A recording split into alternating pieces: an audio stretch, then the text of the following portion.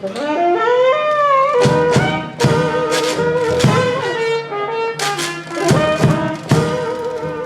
Orleans, the Crescent City. It remains a fascinating place because of the originality and diversity of its culture. We have street parades, shotgun houses, voodoo, and all kinds of wildness. Right next door to cathedrals, debutantes, and manicured mansions. We have our own music, architecture, way of speaking, and of course, food.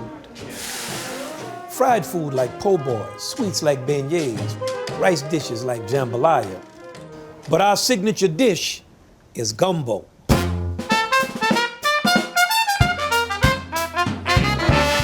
Gumbo is symbolic of the best of New Orleans.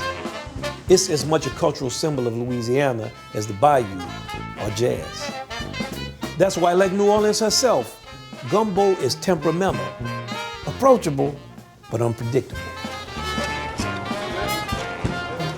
And across America, no dish speaks more vividly of a melting pot than gumbo. It's a complex, mysterious dish born of necessity, bringing together a multiplicity of ingredients and ethnicities. Dating back more than 300 years, many believe the West African slave population first created this dish out of hardship. The name gumbo derives from the word kingombo, which is Bantu for okra, popular ingredient. But it was the Choctaw Indians who developed the spicy filet powder, a key additive made from sassafras leaves. And it was the French who lay claim to the thickening agent known as the roux. Now, we didn't know any of that history when I was growing up, but when we saw those ingredients for gumbo coming through the front door, we knew it was going to be time for a celebration. And it was. You can find gumbo in every corner of this city and argue every day as to whose is best. But the answer always is, there is no better pot of gumbo than one made at home. The best way to learn, I think, is from your great-grandmother or your grandmother.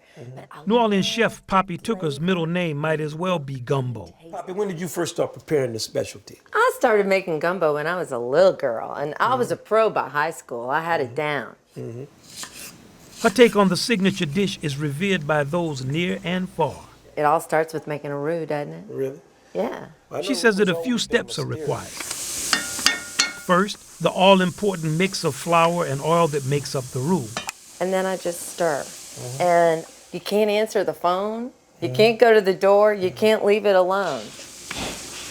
And every gumbo has to include the holy trinity of vegetables. You get the onions. Onions, celery, and green peppers. Then that's going to be followed by her lyrical favorite, okra.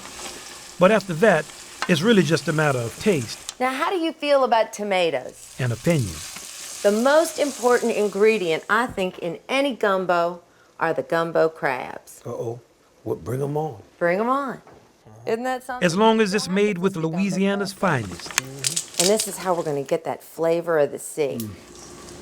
And strained, simmered, and stirred constantly with love. The result will always be quite poignant and soulful.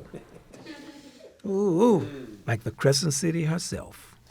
I hope that we've shown that there's a big difference between gumbo and just any old soup. Gumbo is a full meal. It's a tradition and a philosophy. The fundamentals don't change, but the variations are endless. A good pot of gumbo is so much trouble to make, nobody ever makes a small pot, which is fortunate, because with a good pot on the stove, your whole neighborhood might just end up in your kitchen. You better be ready. God mercy, Poppy.